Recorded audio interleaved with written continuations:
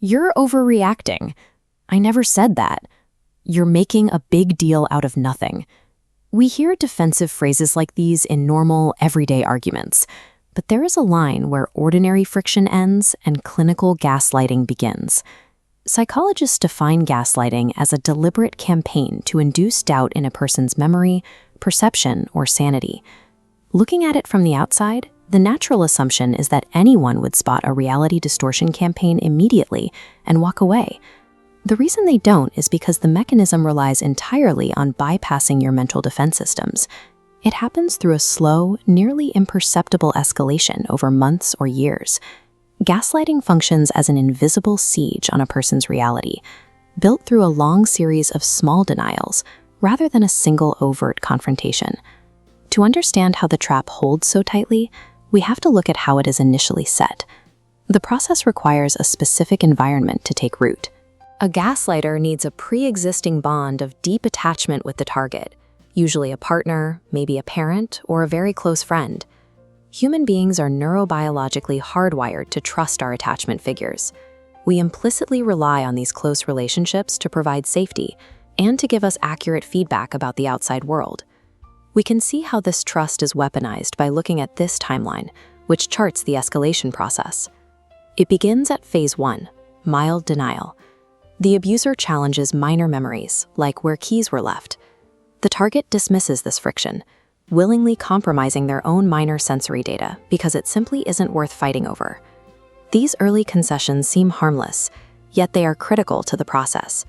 They lay the psychological foundation that the abuser needs to systematically hijack the target's reality testing later on.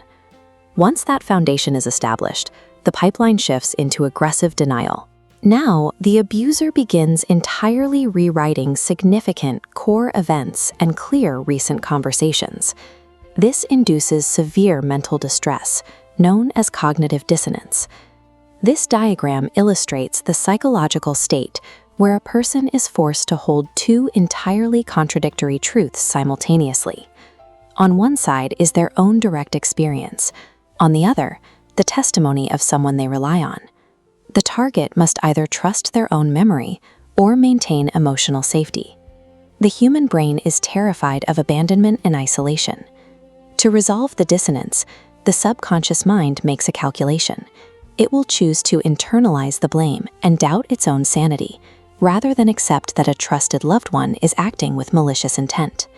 This brings the target into the final phase, full reality distortion. Stripped of confidence in their own perceptions, the target completely outsources their reality testing and judgment to the abuser.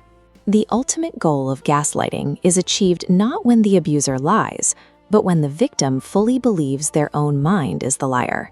A target's turning point begins with a realization: you cannot argue a gaslighter out of their false reality. The abuser controls the rules of the engagement, ensuring that any attempt at logic is redirected back onto the victim.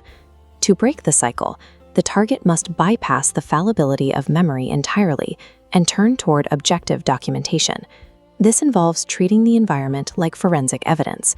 It requires keeping a journal with strict timestamps, securing backups of digital communications, and taking literal photographs of disputed environments to verify physical facts.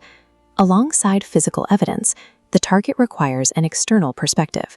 This involves engaging a trusted third party or a licensed therapist who operates outside the abuser's field of distortion and can validate basic facts.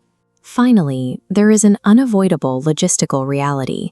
You cannot heal in the exact environment that is actively dismantling your sanity. Recovery requires a full physical and emotional exit from the dynamic. Gaslighting is ultimately a theft of perception.